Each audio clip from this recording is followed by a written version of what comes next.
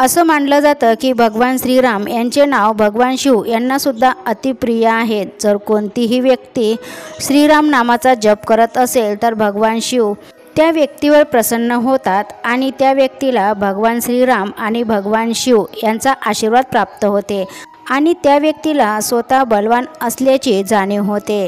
राम नामाचा जप केल्यामुळे मृत्यूची भीती दूर होते।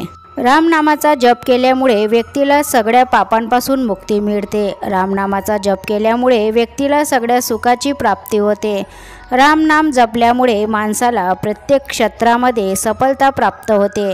राम नाम जपल्यामुळे व्यक्तीची आजारपणापासून सुटका होते। राम नाम जप केल्यामुळे व्यक्तीच्या मनातील भीती नाहीशी होते। राम नावाचा जप केल्यामुळे व्यक्ती भीती आणि काळजीपासून मुक्त होतो।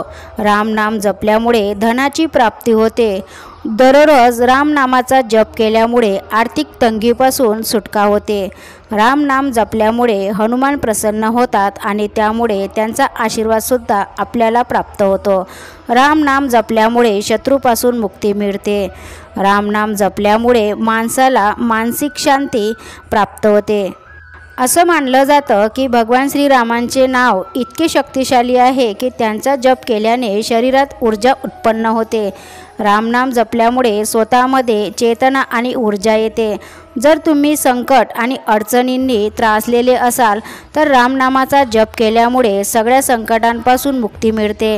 जर तुम्हाला सगळ्या प्रकारच्या संकटांपासून मुक्ती मिळवायची असेल तर वाईट काम सोडून रोज रामनामाचा जप केला पाहिजे। राम नाम विष्णू सहस्रनामाबरोबर आहे। रामनामाच्या जपामुळे आपले व्यक्तिमत्व सुधारते। रामनामाच्या जपामुळे आयुष्य वाढते। राम नाम जप लिहिल्याने जीवन मरणाच्या चक्रातून मुक्ती मिळते। राम नाम जपण्यापेक्षा 100 पटीने जास्त पुण्यदायी राम नाम लिहिणं आहे। शास्त्रामध्ये आणि वेदामध्ये लिहिलं आहे की रामनाम लिहिणे हाच मोठा जप करणं होय। खूप काळ राम नाम लिहिल्यामुळे मनातील इच्छा व्यक्तीच्या पूर्ण होतात। जी व्यक्ती आरोग्याशी संबंधित अडचणीमध्ये असेल त्यांनी नियमित रामनामाचा जप केला तर निरोगी शरीर प्राप्त होते।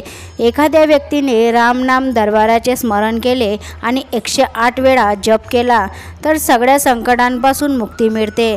रामनामाचा जप केल्यामुळे मृत्यूनंतर माणसाला वैकुंठाची प्राप्ती होते। रामनामाचा जप केला तर मनामध्ये सकारात्मक विचार येतात आणि मन शांत राहते।